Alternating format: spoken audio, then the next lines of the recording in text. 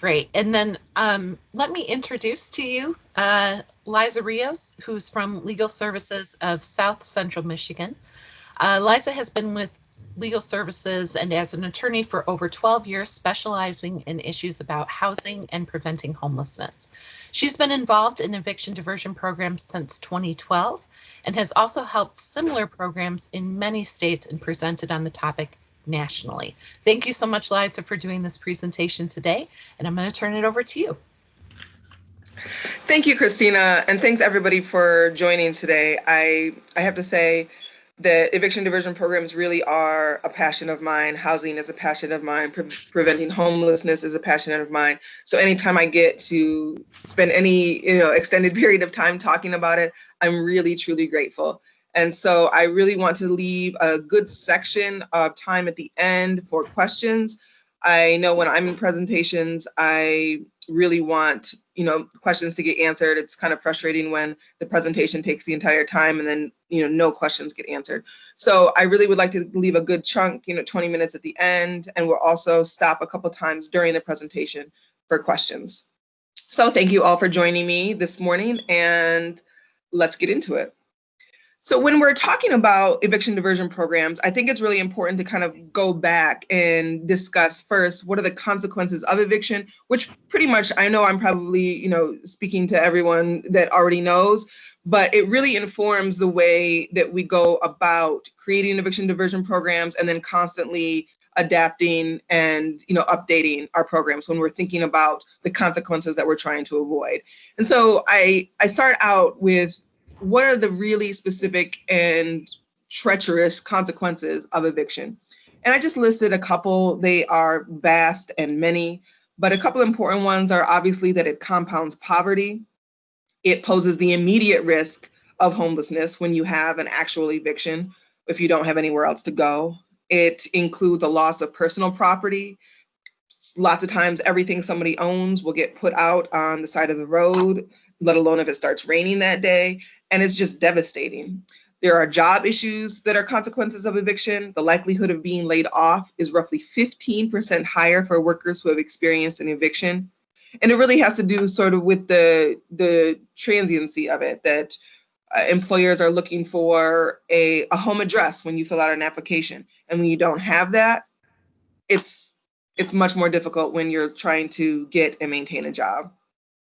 Another consequence is eviction judgment, or even a filing appearing on the credit report of a tenant. It makes it much harder to rent another unit and may make families ineligible for affordable housing or subsidized housing. And it also has an adverse effect on your credit. So if you try to apply for a credit card, if you in the future try to apply for a mortgage, if you have a money judgment that is now reported to your credit, it's going to affect all other aspects of your life. It also breaks up the social support structures of a family or an individual. It interrupts the schools, churches, nearby family members, and neighbors. It really interrupts any kind of social network or social safety net that someone has built for themselves within their community. And there's also health issues. I mean, there's been many studies recently on the connection of health issues and eviction, the connection between health issues and quality affordable housing. And it's not something that I think that we should ignore when we're just talking about the physical act of eviction, that the concept is broader than that. And so the solution is also broader than that. And so those are kind of just some highlights I want us to have in the back of our mind as we're talking about the things we're trying to address and creating programs and adapting programs around those consequences. So what is an eviction diversion program? And basically, it's a community program. At its heart, it's a community approach to preventing homelessness and improving and impacting the stock of quality affordable housing. The purpose is to divert displacement, and the subsequent devastating effects of homelessness, not only on the family or the individual, but on the community as a whole. It is also at its core a partnership between the courts, legal aid programs, law schools, and other community agencies that provide assistance to tenants who are facing eviction, which could mean rental arrearages, which could mean relocation assistance. That takes a lot of different forms, but at the core of an EDP program is that partnership. It's an on-site one-stop shop assistance for anyone facing eviction and subsequent homelessness. That's the idea. And obviously, as we talk more, you'll see that models can look very different depending on the resources, depending on the community, depending on the demographics. But the idea is that it's sort of a one-stop arena so that a tenant can receive legal assistance when they go to court and also receive financial assistance, eligibility determinations while they're going through the court process, all happening sort of simultaneously to resolve the case. It's a very intentional program that recognizes the need, the cost savings, and the community impact on safe and affordable housing. And so what I mean by that is it's very intentional in sort of weighing the resources of a community and the cost that there is to a community for sheltering a family, as opposed to providing rental assistance for 1 month for a family or for an individual, as well as the community impact on increasing the quality of housing in a community. And so those are kind of broader concepts besides the sort of immediate benefit of preventing homelessness for an individual or a family, that there are impacts that are broader, that are beneficial to the community as a whole. And I think all of those things are important, again, to keep in mind when we're discussing how to build a program. And so what does it do? What do we want our programs to result in? What do we want them to look like? What do we want them to do? We want them to prevent homelessness. I mean, it's right there. It's right there in the name. We want to divert eviction. We want to prevent homelessness. And these programs do that. They reduce eviction totals. They reduce eviction rates. They prevent the cost to community, like I just talked about, rent payments versus shelter costs. And that's a really important statistic, I think, that can gain broad support. So when you're trying to discuss these programs within your community, these are points that really, I think, everybody can get on board with. Everybody can get on board with minimizing the cost to community surrounding homelessness and eviction. We want them to facilitate positive outcomes with landlords and resolve outstanding rent. I mean, that's a point too. We do want to resolve outstanding rent. We want rent to be paid. We want to facilitate positive outcomes. We want to mend landlord-tenant relationships. We want to maintain positive relationships. And so this is sort of a more, I guess, again, broader view of the concept of eviction diversion, that not only do we want to prevent the immediate act of homelessness, the immediate act of eviction, but we want to facilitate positive outcomes, positive relationships, and beneficial resolutions for everyone going forward. Because once a landlord-tenant relationship sours, it's many times very hard to get it back on track. And having a positive landlord-tenant relationship is ideal for everybody, for the tenant, for the landlord, for the community, for everyone. And these programs enforce tenants' rights.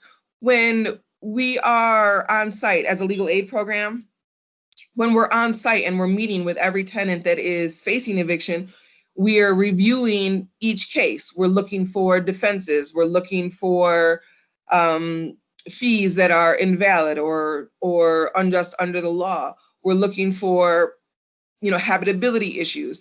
We're looking for modifications or accommodations for people under the ADA or under fair housing. All of these things we're seeing because we're present, because we're reviewing cases, because we're talking to tenants, and not just, seeing the cases of people that contact us, that we're there, we're on the ground, and we're talking to people, we're reviewing cases. And by doing that, it really can have, again, a broader impact, because you're seeing patterns. You're able to assess if there's a kind of across the board tenant education issue, or if there's a problematic landlord who seems to have the same issues with all tenants. And all of that helps to enforce tenants' rights. And it maintains housing stability and increases quality of housing, again, through the same method. Because we're on the ground, because we're talking to each tenant, because we're looking at every case, we're able to see the ideas of housing from a broader perspective. And it, Liza, sorry to interrupt. I just noticed, I think the screen sharing stopped. Are you able to reshare your screen? Thanks for letting me know that. Yep, no problem. Okay. Yep, back. Thank you. Okay. And so it also can be a model for a civil right to counsel, which we all know we don't have right now in Michigan. I do believe there's a push to do that in Detroit, which I really hope is successful. But places like San Francisco, New York, they are doing a civil right to counsel, which I think is so powerful. But I think these programs can look similar. Obviously, they're not the same. They don't hold the same weight, but they can act in a similar fashion if every tenant is offered the opportunity to talk to legal counsel and to receive legal assistance.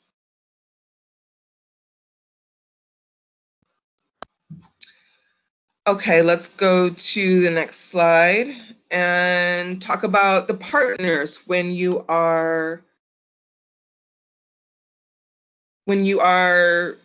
contemplating a program.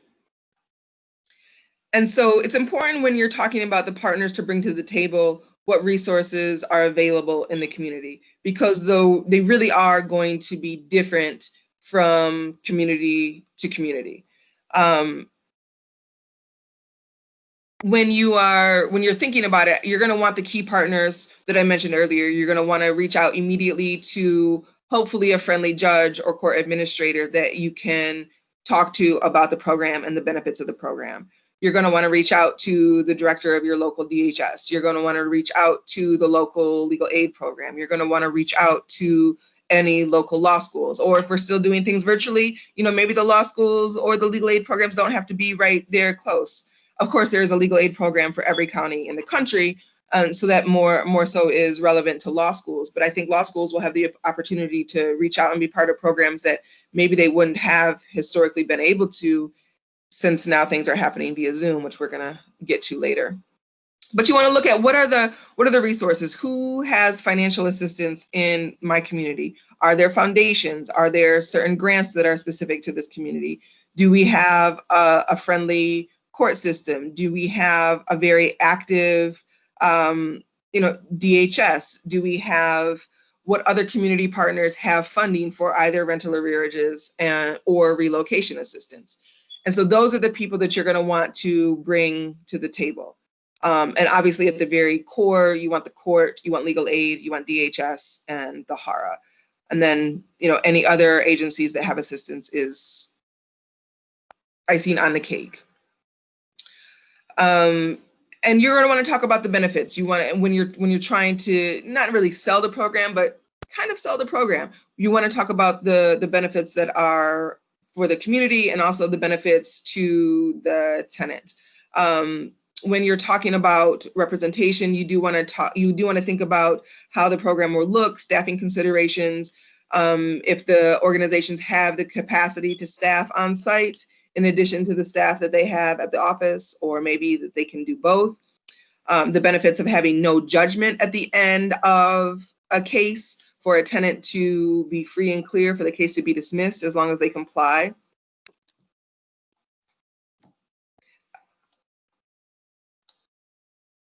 I'm going to re-share my screen. I don't know why it keeps doing that. So my apologies. Okay.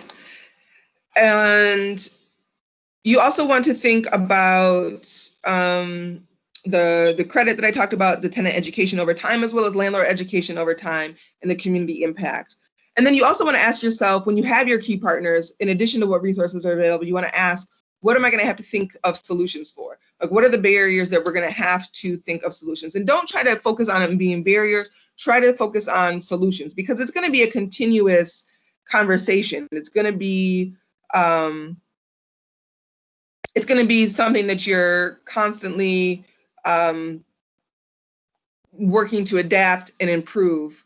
It's going to be something that you want to keep readdressing with those key partners. What is working, what's not working? And so you want to think, do we have a court system that is going to be invested in a program like this? Because that's really important. I think it can really make or break the difference of a successful program, the level of investment on the part of the court.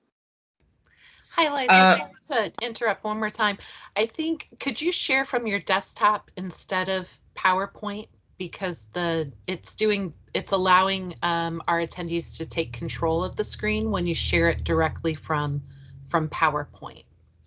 So if you do your screen share of just your desktop, I think that will resolve it. Okay, let's try that.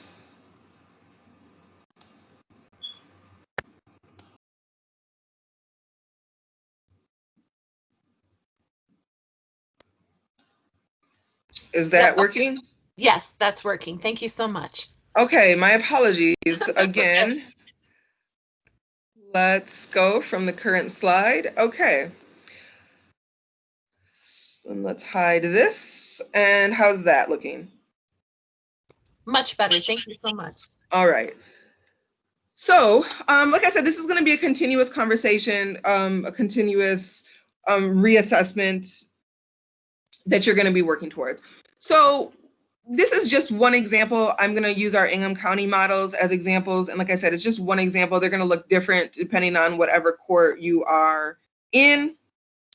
But the general concept is that it's a kind of, you see my little very simple icon, but it is a very simple process at its core, although there's a lot going on at the same time. And as you see, the main partners, district courts, legal assistance, whether that's legal aid, law schools, law students, and then community agencies, including DHS, the HARA. These are sort of the three main segments of many groups within those three segments. And it's a very much a continuous nature. It's a community program that is cyclical, and it works continuously together. And tenants can enter this system at any point. The tenants can contact a community agency when they think that they're going to need rent assistance. The tenant can contact legal aid when they receive a summons and complaint, or when they receive a notice to quit. Or the tenant can enter the system at the court when they first receive a summons and they're actually appearing in court for the first time. And so it continues to move in a circle no matter when the tenant enters. Obviously, the tenant entering earlier in the process is better because we can start eligibility, we can start review of defenses if they enter for the actual court date. But many of our tenants, we are meeting for the first time at district court. And so if the tenant enters at the community agency point, that is usually a pre-court date, and the community agency can try to divert or assess eligibility for assistance, and then do a referral to legal aid if it turns into then a court case. And if the tenant doesn't appear or contact our housing system in the community, and they just appear at court, that's really where the focus of the actual program is, that all of the agencies are on site at the district court, and we're assessing for financial assistance, assessing legal assistance, and negotiating with the landlords to resolve the case all at the same time, right there on site at court. And so it's very much, if you've ever viewed one or if you've been part of it, it very much looks chaotic, but it very much is organized chaos, and it is the best use of resources and time, in my opinion, in handling landlord-tenant cases, to have all of the partners right there to be working on the case to resolve it in a positive way all at the same time. And so I'm going to look at a little bit of data from our programs. We started them in 2012 at the 55th District Court. It's a 2-judge system out in Mason in Ingham County. And it was, let's go back. Let's go back to this. It was started when we went to go view the Kalamazoo program, which is the very first one in the state of Michigan.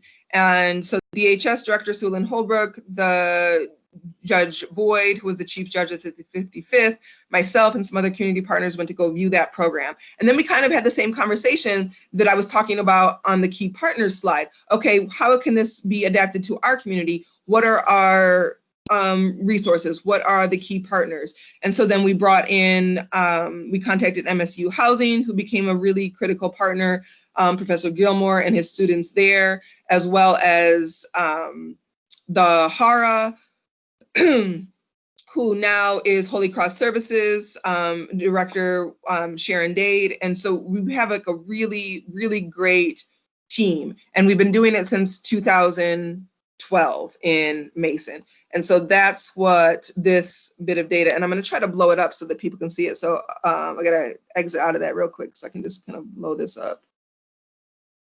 And it just shows that when we started the program in 2012, just kind of across the board, that evictions were down, percent of evictions were down, the percent of defaults were down, which means more people are appearing at court, which means I think that tenants were knowing that there was legal assistance and financial assistance at court. And so were then encouraged to go to court because they felt that it wasn't going to be a dead end, that they weren't going to get steamrolled, that they weren't going to just go for nothing, that they were going to get assistance, they were going to get help. And the number of default judgments drastically decreased, the number of filings even decreased, and obviously the number of settlement agreements, which we now call conditional dismissals, significantly increased because the court started to enter those instead of judgments, which is a tremendous benefit for tenants to come out of a situation with a settlement agreement or conditional dismissal rather than a judgment. So let's go back to that slide. And this is data directly from the 55th District Court, and it's through 2019. I don't have any data from this year yet.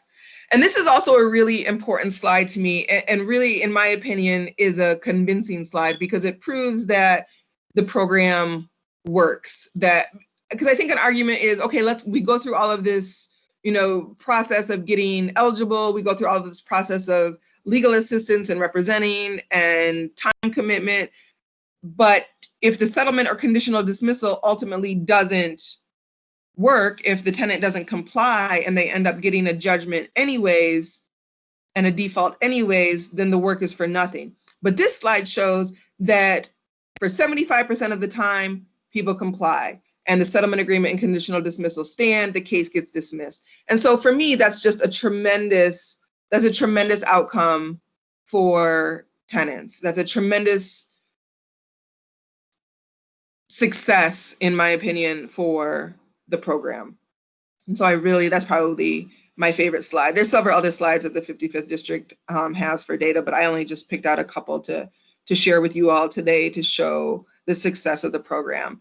And the point of that last slide is that after we negotiate with the landlord and the tenant is going back to get eligible financial assistance from DHS, and all of that is happening on site at the same time, and we ultimately enter a conditional dismissal or settlement agreement with the court, which resolves the case. If the tenant doesn't comply, the landlord can come back and get both a judgment and a writ of eviction at the same time. So the way the process works is all of that is happening on the day of court. We enter an agreement. If the tenant complies, the case gets dismissed. If the tenant does not comply, the landlord gets a judgment and a writ at the same time, and they enter together and are served on the tenant. But like I just showed you, that only happened 25% of the time. And so this is also a pilot program that we did in 2017 in the 54A District Court, which was studied by MSU for that 3-month period. And there's just a few statistics that I wanted to share. The 54A bench is a little bit different. It's a bigger court. 54A is all of the cases in Lansing proper. It's a 4-judge bench as opposed to the 2-judge bench in Mason, which covers the rural out county area of Ingham County, like Stockbridge, Hazlitt, Okemos, places like that. And so the demographics are different. The bench is different. The court is different. But still, it was successful. And we did a pilot program for 3 months in 2017. The statistics were compared to the same time period the year prior in 2016. And the study has been published by Michigan State University. I included a link, and anybody can read it if they like. And we started that program again with all 4 judges, because in the pilot, we did it with just 1 judge. But in 2020, just starting in August of this year, we started the program again, but we did a full program with all 4 judges. And the program in 54A looks a little bit different. There's a couple more partners in 54A, like we have a co-compliance in 54A that doesn't cover the rural county area in the 55th. So that's an additional partner. The Public Housing Authority in Lansing was also a partner in the initial pilot program, which has many public housing complexes in Lansing, not so many out in Mason. And so those were 2 points of partners and resources that were in Lansing as opposed to Mason. And that just speaks to the difference from program to program. Okay, and so I want to take a quick break and see if anybody has questions on that sort of history part of the program before I go into now how have we taken that program and adapted it under the current circumstances. Thanks, Liza. We haven't had any specific questions come in yet on the chat, but I will use this time just to highlight, if you do have any questions, please feel free to add them into the chat. And if you're unable to add anything to the chat, just raise your hand and we can unmute you to allow you to ask your question.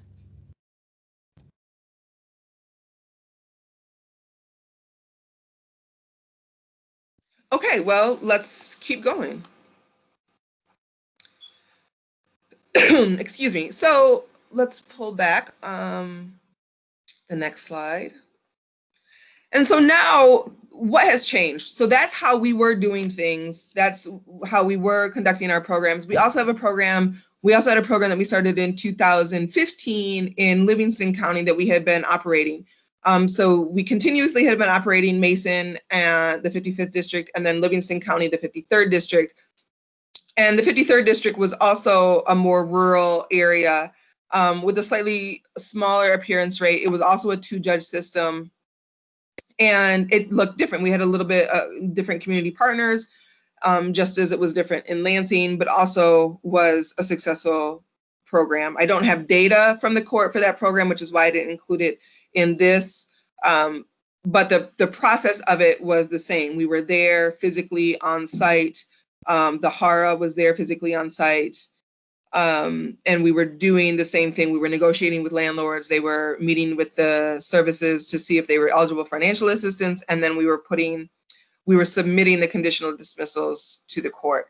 And so then in March, when everything changed, when we received the stay-at-home order and the eviction moratorium that lasted for through July the 15th, the housing was a little bit put on hold. I mean, some cases still proceeded in very, very narrow circumstances. Cases were allowed to proceed only in situations where the facts showed health hazard or threat to person or property.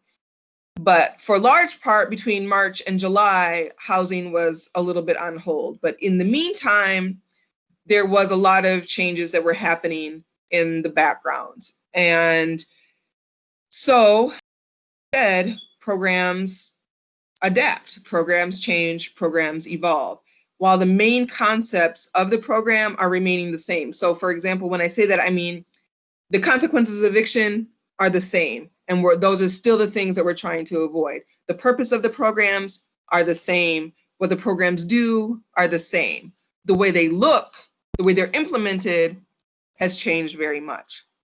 And so I want to highlight and have a longer discussion about the way that the programs have changed, the way that we've adapted those programs and still been able to remain successful. So one of the big things is that there was additional state and local guidance, as well as federal guidance, as well as tenant protections that were submitted, that were really legislated through the Supreme Court and through the state of Michigan, that realigned, not reimagined, but sort of indicated how the landlord-tenant cases would proceed once the eviction moratorium was lifted on July the 15th. And we'll talk a little bit more about that, but that was a pretty significant change into the way that summary proceedings takes place. And summary proceedings is the statutory name for eviction cases, for the procedure for eviction cases. So the things that changed are the process of summary proceedings. Things that changed are that there's additional state and federal and local funding and resources, which was great. We've got now ESG COVID funds, CDBG COVID funds, there's additional FEMA funds, there's the CRF funds, the EDP program, which is the financial assistance program. So I've been referring to EDP programs as sort of the court process EDP program, but then Michigan came out through the state of Michigan, through the governor's order, with this, what they also call the Eviction Diversion Program, which is a financial assistance program of the same name, which has been tremendously important and effective in preventing homelessness during this time. There's also in my opinion, a more intense collaboration with HARA, with the HARA and the subgrantees and other community agencies. I think that adapting our programs and operating now in a virtual state has forced a more intense and innovative collaboration with our community partners. For our program, we've instituted, and I know a lot of legal aid programs have instituted, an EDP intake line where tenants can contact the legal aid programs directly. There's now virtual, everything is virtual. Here, court hearings are mostly now via Zoom. And so that has sort of taken away the physical presence of a one-stop on-site shop, but we've still maintained that on a different platform, just virtually. And so if I can just remind everybody to mute. So that just looks different. Also, things that changed along with that, access issues, that there's both, I think, pro and con to accessing the courts via Zoom or via audio. I think something else that has come out of this that has changed is that there has been a very intentional coordination of available community resources, which I said was very important when you're starting a program, but I think it became even more important under the current circumstances because of the additional funding. But it was very important, but it remains very important for communities to coordinate that funding, because different funding pots of money have different regulations, have different restrictions. And so I think it's very important for communities to decide what funds need to be spent first, what funds should we save for cases that somebody might not qualify for other assistance, what are the least restrictive funds we have in our community that can really fill the gaps of the other funding pots. And those are conversations that I think are really important for a community to have and to be on the same page, so that they get the best sort of, I guess, bang for their buck. They get the best resources for the residents of their community. And I think that Ingham County in particular has really done a good job of that. I think Sharon Dade, who's the director of our HARA, has really led the charge in that regard and come up with a really amazing flow chart that kind of guides our county through where a tenant should receive their funds from, depending on their circumstances, to make sure that we are optimizing the resources for our community. So those are kind of just the main ideas of the things that have changed. There's new federal, state, and local guidelines. Summary proceedings has changed a little bit. Hearings are virtual. There's additional funding. There's more intense coordination. There needs to be more attention paid to access issues now that things are happening more online rather than in person, and that can be both a benefit to access, but also a barrier to some as well. So now I've kind of broken down the things that have changed to those specific categories, and I want to talk a little bit more about those. And again, I'm open for any questions that appear along the way, because all of this now that I'm talking about is all new, and it's all new since August. So this is kind of what we have been planning for and been doing just for the last couple of months.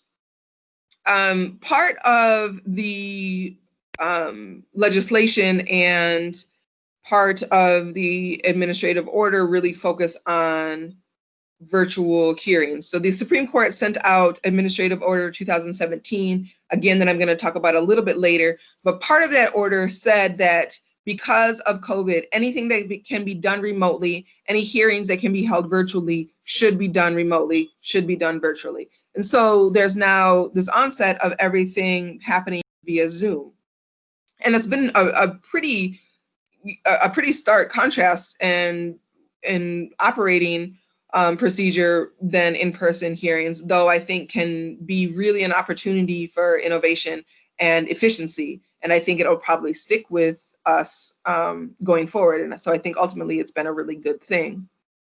And I was wary of it in the beginning. I was thinking, how are we going to do this via Zoom? We really need the person-to-person contact. We really need the back and forth, because the way I was describing our programs before, everything was happening on site. We were talking to tenants, we were talking to landlords, they were going to get eligibility assistance, and all of that was happening simultaneously back and forth.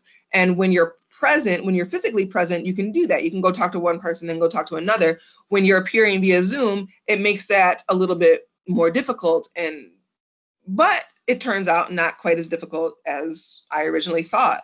And I think we really have done a great job in adapting to a virtual platform. And so now in our 54A district court, we are still present at court. So every single tenant that appears via Zoom, since all hearings are happening via Zoom in the 54A district court and in the other counties in INGHAM, the 54B district court in East Lansing and the 55th district in Mason. All of them are conducting hearings via Zoom, unless a tenant has access issues. So if a tenant is not able to access, if they don't have the technology to appear via Zoom, or they don't have a phone to call in, then they can contact the court and request an adjournment and an in-person date. So while it's very important that we make sure that everybody still has access, I think overall Zoom hearings has allowed more accessibility, because people are able to just be doing what they're doing and then just sign into Zoom. There's no transportation issues, which I think has been an issue, especially in rural areas where there's not, really good public transportation. So I think that, and research has showed that. I was just curious if it would actually play out. And I think so far, just in what I've seen in the few months, that it has. That more people, we have a higher appearance rate than we used to because of Zoom. And so we're there physically on site via Zoom. There's a virtual courtroom. Services logs in, we're there, we're present in the courtroom. DHS logs in, they're there, they're present in the courtroom. They're a tremendous partner. So I want to thank, Sewell and Holbrook and Kyle Graham and their whole team for being present on site every Wednesday for our hearings at 54A District Court. The HARA is on site every Wednesday and has both agencies committed staff, which I think is a really intentional and significant statement on behalf of the agencies to say, yes, we are going to dedicate our staff time to be present, because it's so important to meet with tenants and not just have them, give a number and they contact you later. I think so many tenants kind of get lost in that in between. And so when you're making contact with the tenant right there in the virtual courtroom, it's much more efficient and much more effective. And so the way the court is they will call a case and the landlord attorney appears via Zoom, we appear via Zoom, the tenant appears via Zoom. They're given significant information about their right to want to speak to an attorney under Michigan law, the availability of financial resources, the availability of mediation, and they are given an automatic 1-week adjournment, which is a difference from the procedure before. The automatic 1-week adjournment did not happen before. That is the result of the Administrative Order 2017 that came down from the Supreme Court that did some realignment to the way the summary proceedings progresses. And one of those changes was that every tenant would be given this information at the initial hearing, which we called a pretrial hearing, and then given a new date a week later, at least a week later, and the interim time would be used to contact those agencies. And so appearing via Zoom, 54A District Court will give this information to the tenants, and the 55th does the same thing, and then ask the tenants, do they want to speak to a lawyer? Do they want to speak to DHS? Do they want to speak to the HARA? And so the court will navigate and send the tenant to speak with us in a private breakout room, and we will do a full intake with the client right there on the spot, in the same way we would have done it in person. And then when we're done speaking with them, we return to the courtroom from the breakout room. And I'm sure, you know, everybody's becoming more and more attuned to using Zoom or Microsoft Teams or, you know, whatever the online platform, the virtual platform is. And then the court will move that tenant into another room with the HARA, and then move them to another room with and so it's really a tremendous orchestration of access to resources that the court is implementing. And I think that it has worked wonderfully. And I think the fact that we had already had a pilot program there, I think is helpful. Another part of the Eviction Diversion Program that the legislature enacted and that MISHDA is implementing, another part of that is financial assistance, and another part of that was the requirement to stand up these eviction diversion programs or some form of them in every district court. So although we had eviction diversion programs in Mason, in Livingston, and we had previously had one in Lansing, we as legal services were now starting programs in all of our district courts. And so I think that the district courts that we currently had programs, or that we had recently or previously had programs, I think the transition was pretty smooth, and really, I think, quite smooth in most of our district courts. We now have programs in Eaton County, in Clinton County, and in Shiawassee County, and I'll talk about those a little bit more. But all of those are operating via Zoom, and each judge has their own Zoom courtroom. And a little bit more about virtual hearings, evidence submission and testimony, that is still happening. Courts are, you know, giving instruction on how to submit evidence prior to the day of court, so that the court has it. The court also can enable different attorneys to share screens so that we can pull up evidence so that everyone can view it. We're able to call our clients for testimony in the same way that we were before. I will say in some circumstances, the court will adjourn a hearing and may want to hear it in person if there's going to be a testimony and someone can't, you know, appear where we can see their face. I think that many courts have said if that's the situation, then the person can come to the court, obviously with all of, you know, safety regulations, and testify that way. Because I do think the face-to-face is still an important part of testimony. We're able to enter conditional dismissals, which is obviously an element of the program. We're able to enter those day of. Each judge has developed an email address for submitting documents on the day of court that has been very efficient and successful. And it's really important now to prepare clients for what a virtual hearing looks like. And the same way that we have learned and done trainings on how to, you know, kind of the etiquette of virtual hearings, it's really important to convey that to tenants and to our, you know, clients that we're working with as well, so that when they appear in court, they also understand that you still, should not wear a hat. You should still be sitting in one place, even though you can log in mobily. I've been in several situations where the courts will ask the tenant or the client, like, please sit down. You're walking around. This is a courtroom. You still need to be, sitting down and engaged with the court, as well as being aware of what's going on in the background, making sure that the area is quiet, that if anybody else is present, that they are not a distraction to the proceedings or making noise. It's also very important that clients know to mute themselves when they're not speaking or when the judge is not speaking to them, in the same way that lawyers need to remember to do that. And other community partners that are present in the courtroom to remember to mute yourself if the court does not have a mute all situation. I've also seen many situations where people have forgot to mute themselves, and it does not always turn out so well. So I talked already about the presence of the HARAs, DHS, and other community agencies. I think that that's critically important.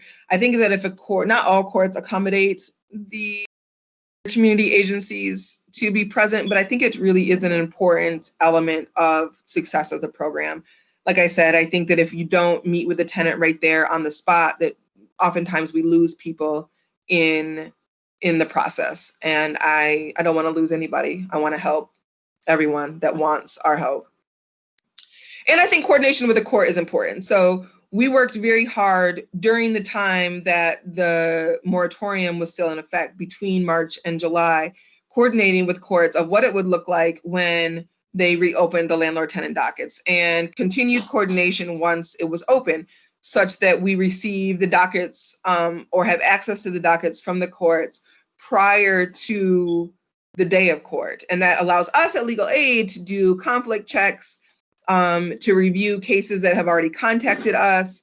It allows our community partners to review any tenants that have previously contacted them, so that we can kind of come to the table already prepared, and we're not necessarily having to meet with people for the first time, and we can make best use of the time that we have in the breakout rooms. Because I do think that there is an expectation on the part of the court that we're efficient in using the breakout rooms, that we're not there for overly extended amounts of time, because we are still on the court's time.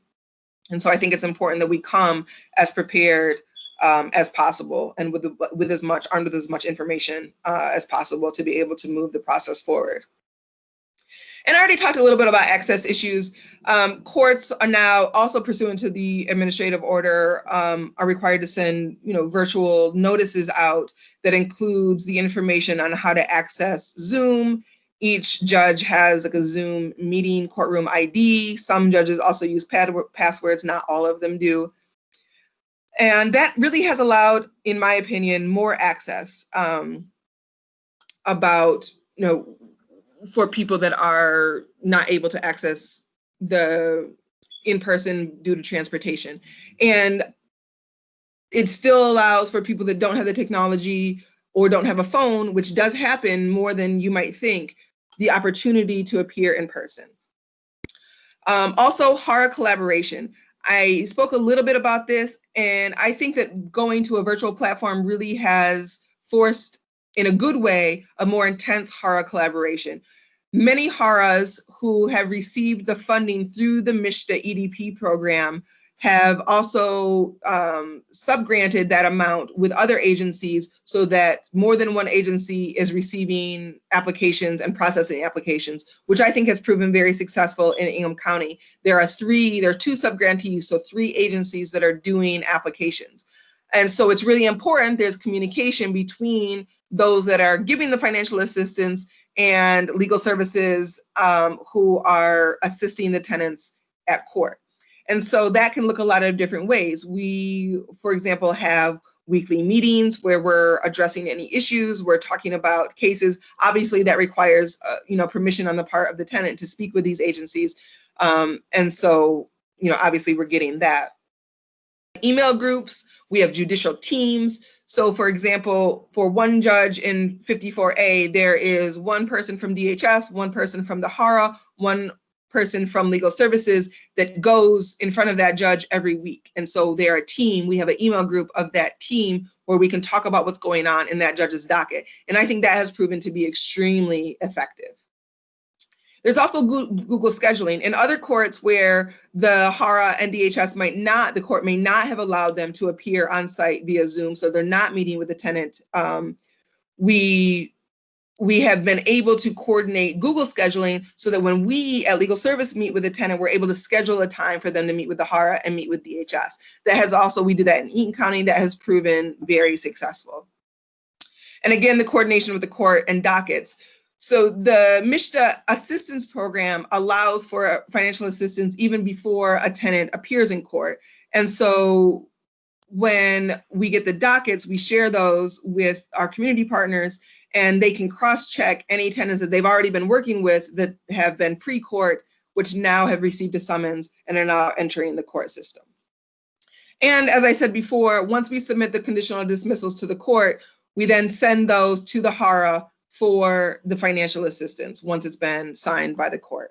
And so that collaboration is just extremely important. Our most successful programs have that collaboration at a high. Another thing that there has been additional tenant protection. And I talked a little bit about those already. The AO from AO 2017, which was the changes to summary proceedings that were taking place pursuant to that order, where every tenant would now get a pretrial, have to be read or informed of resources, and then adjourned a week out at least before they would be scheduled for a second hearing so that they would be able to use those resources.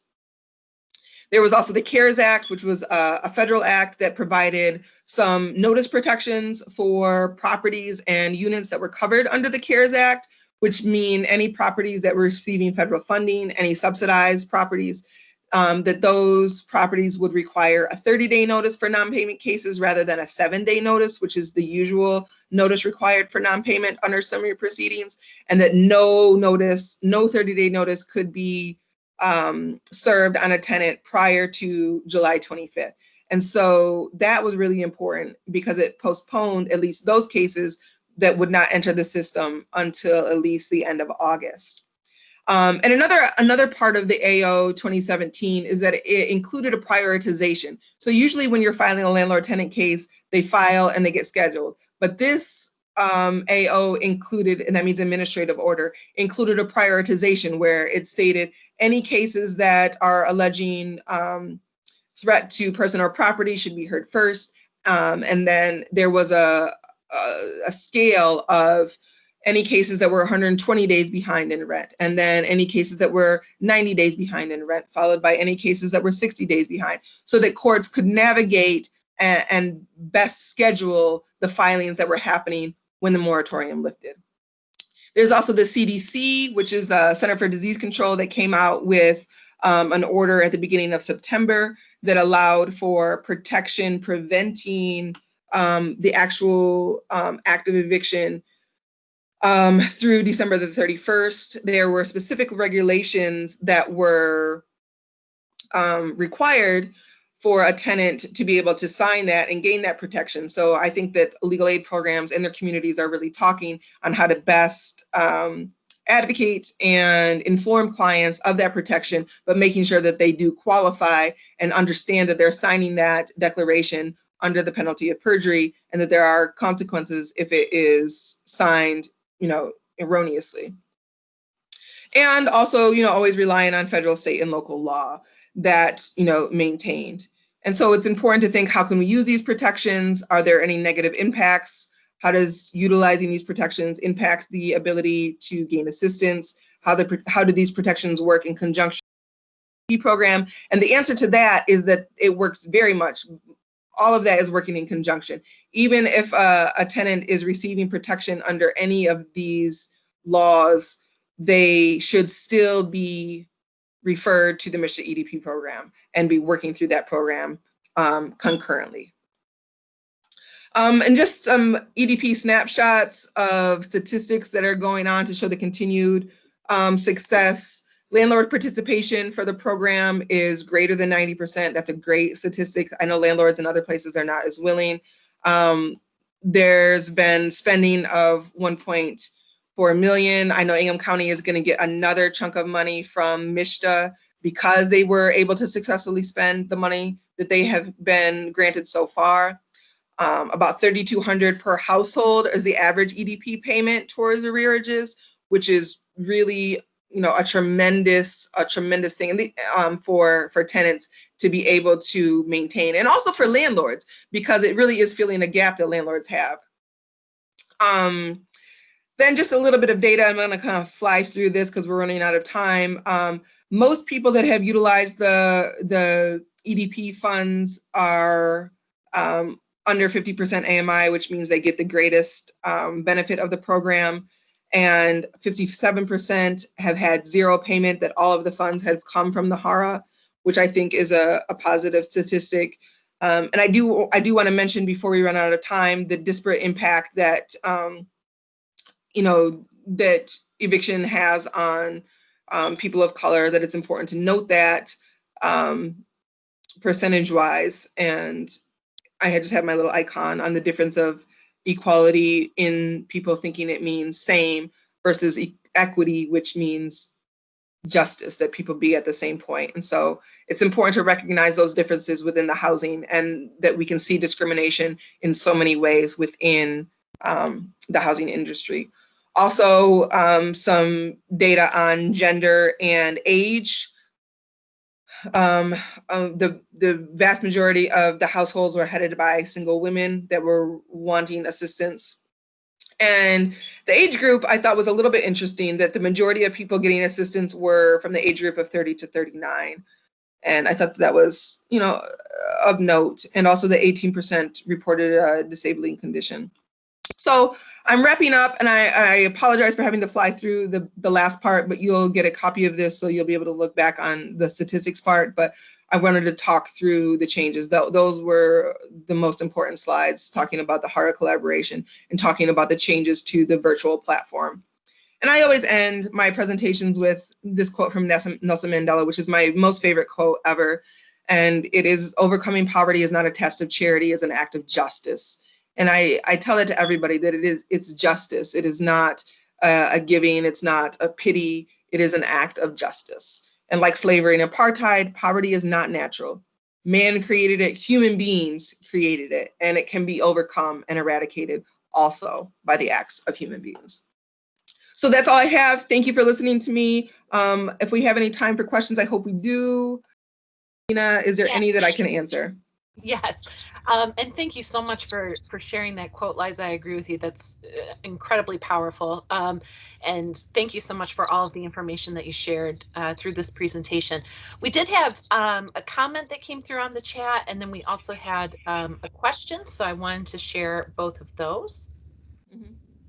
So first comment that we had was the 75% compliance rate on settlement agreements that you shared is also a great argument for landlords to embrace the program. The cost to landlords for refurbishing units and then finding a new unit can be quite high versus keeping tenants in place. So Renee, thank you for highlighting. Absolutely. Yes. Well said, Renee. And then we had a question from Mitchell asking about, has legal services and the HARAs in your area had a chance to start planning for the transition from the resources of the statewide program that's ending in January? So this is in reference to the MISHDA EDP program. And if there are large numbers of eviction actions in early 2021, what are the ways that legal services and the HARAs are thinking of being able to develop the capacity to meet that need, both from a staffing and a financial assistance perspective? Yeah, thanks, Mitchell. I think that that's a fantastic question. And I think that that's the next one that we need to address. And I think that we are already starting to think about that. Our last meeting, I spoke that we had weekly meetings. At our last 2 meetings, we have started to touch on that. What is our plan? One, what is the end date for accepting applications for the financial assistance that ends December 31st? Because the MISHDA said that the last check can be cut on December 30th. And so there has to be, some cutoff for the processing of applications, and at least for that money. And then where are we going to get, how are we going to, and I think that there's some hope that that MISHDA and other, statewide entities will see the success of this program and try to come up with creative ways to continue it. Maybe not like on the funding level that this was, because it was such a significant amount of funding that came through that program, but maybe on a smaller level, because I do think that they are impressed with the success of the programs. And so I'm hopeful that that will be a convincing point for it to get some steam, maybe in Congress to, pass something going forward. But I think to the immediate answer of funding, I think that goes to the conversation about being intentional about coordinating the resources in the community. And if we have only until December 31st to spend, the CRF funds to the MISHDA EDP, but we have until 2022 to spend ESG or 2021 or 2022 for ESG CV. And then we still have the calendar year for the regular, ESG grant funding. And then we have FEMA that we have to spend, in this monthly period. I think all of that has to be taken into consideration. And I know in Ingham County, we're plotting that out. And that CDBG, I think, even has a longer period. And so we're kind of putting a timeline together for, we have this amount of time to spend these funds, this amount of time to spend B funds. And so we coordinate so that when we're out of these funds, we've made the most of them. And obviously the goal is that we're not sending any money back. We're using all the money that's coming into our community. And when after December 31st, we're not going to have access to these. So then we immediately continue the program and use the next pot of money. And it might not be on the level of the CRF, MISHDA EDP funds, but it will still allow us to continue to serve tenants and come up with some funding for them. And hopefully at that point, the tenants that had such the huge balances that we have seen during the moratorium will have been paid out through the CRF funds. And so hopefully, in my head, the tenants that are coming through in January will have smaller balances that we can meet the need with the other pots of money. I think on a legal services standpoint, as far as staffing goes, it takes a tremendous amount of staffing to stand up EDP programs where you have staff on site that are available to talk to tenants. And so I do think that we are going to be exploring ways that we can maintain funding or access additional resources. And again, I'm hoping that the success of this, short time period where we had to, stand up the programs will translate into the possibility of additional grant funding going forward. But it is a significant amount of staffing that is required. Thank you so much for that answer, Liza. We appreciate it. Thank you for the tremendous session that you gave us here, and thank you to our attendees for your engagement in this discussion. As we said, this session is recorded. Links will be provided in the coming weeks. If you signed in for CEUs, please sign out in the chat as well. Just type in CEU sign out with your name, and I'll make sure to capture those CEU credits. Thank you all very much, and I hope you enjoy the rest of the summit. Thank you, everyone, and thank you.